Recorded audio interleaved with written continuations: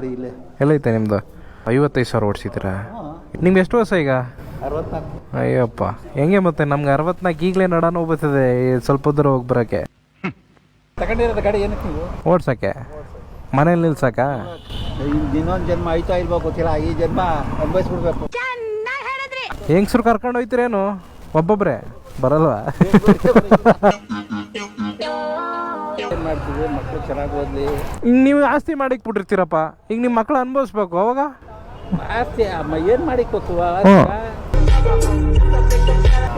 Club ಹೋಗೋದು, hotel ಸುಮ್ಮನೆ ಇದು ಮಾಡೋದು, ಯಾರನ್ನಾರ ಕೂಸ್ಕೊ ಹೋಗೋದು, ಗರ್ಲ್ ಫ್ರೆಂಡ್ನ ಅಂಥವ್ರಿಗೆಲ್ಲ ಹಾಕಿ.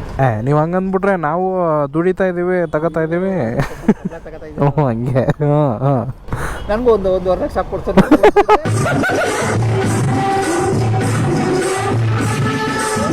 ಒಂದು ಮಾತೇಳಿ, ನೀವು ದುಡ್ದಿರೋ ದುಡ್ಡಲ್ಲಿ ಮಜಾ ಮಾಡೋದಕ್ಕೂ ನಿಮ್ಮ ತಂದೆ ತಾಯಿ ಮಾಡಿರೋ ದುಡ್ಡಲ್ಲಿ ಮಜಾ ಮಾಡೋದಕ್ಕೂ ಡಿಫ್ರೆನ್ಸ್ ಏನು? ಅವ್ರವ್ರ ಕಷ್ಟ ನನ್ನ ಹೊಟ್ಟೆಗೆ ನಾನೇ ಊಟ ಮಾಡಬೇಕು. ಹಾಂ, ನೀವು ಊಟ ಮಾಡಿ ನನ್ನ ಮಗ ಊಟ ಮಾಡೋದು ನನ್ನ ಹೊಟ್ಟೆಗೆ ತುಂಬಲ್ಲ.